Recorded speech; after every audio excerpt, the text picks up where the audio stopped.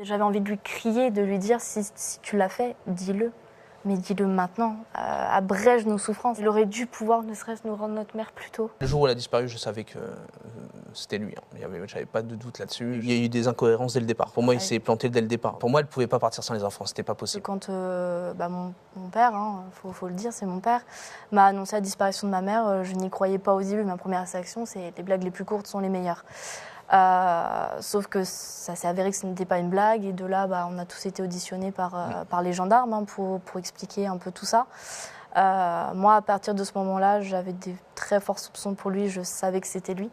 Sauf que de mon côté je me suis dit on ne peut pas le dire pour le moment, c'est très difficile. Pour qu'on puisse avoir la vérité, en fait, il faut le mettre en confiance. Et c'est ce qu'on nous avait demandé de notre côté, c'était de le mettre en confiance, de faire en sorte que qu'on dise que ce ne soit pas lui, qu'on l'accompagne dans son mensonge. Je l'avais quasiment tous les jours au téléphone, donc tous les jours je devais faire face à ses appels, face à ses mots, à ses propos, à ses mensonges. Et ne serait-ce qu'avec moi, il se contredisait sur beaucoup de choses. Il se contredisait. Et là aussi, il fallait tenir. Le but, c'était pas de le montrer qu'on avait des doutes. Hein. C'est ça. Après, je ne le cache pas que moi, c'était plus compliqué de ne pas lui montrer. Je pense c'est pour ça qu'on a très peu discuté.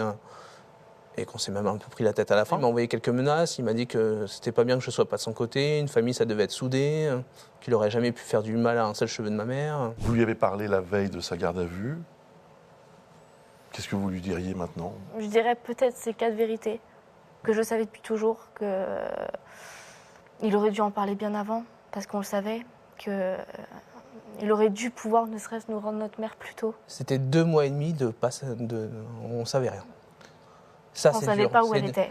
C'est dur de ne pas savoir en fait. C'est long, l'attente est très très longue. Ça rentre notre vie. Hein. Il a tué une vie, mais il a tué aussi 5 vies à côté. Quoi. Il y a 5 enfants. C'est ça. C'est que même si nous on est majeurs, on a aussi des faiblesses et c'est surtout les petits. Moi, c'est pour ça qu'on va se battre, c'est pour les petits. Il faut protéger Julie Bérénice. Bien sûr. Bien sûr. Bien sûr, c'est notre priorité. C'est de les protéger, de les accompagner, parce que c'est très difficile pour eux également. Pendant 2 mois et demi, ils ont été bercés de mensonges. Ça a été très long. C'est difficile pour eux, mais voilà, on leur explique les choses doucement, parce que nous, on a cette maturité en tant qu'adultes, on a des réponses qu'on peut avoir que eux n'ont pas en fait et ne pourront pas avoir de suite.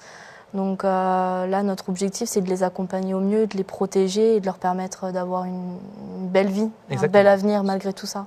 On est devenus orphelins, c'est-à-dire que mes frères, ma petite sœur, mon petit frère et moi, on est devenus orphelins. Pourquoi orphelin? Votre père est toujours là? Non, c'est avec ce qu'il a commis, ça peut plus être un père. Et je ne souhaite plus qu'il soit mon père. Donc on devient orphelin quelque part, parce qu'encore, Thomas et Antoine, on a notre mère qui est en commun, mais ils ont malgré tout ce père-là. Et nous, on va devoir vivre avec ce truc de notre père a tué notre mère. Et ne serait-ce que dire cette phrase, c'est très particulier. Donc on est devenu orphelin quelque part.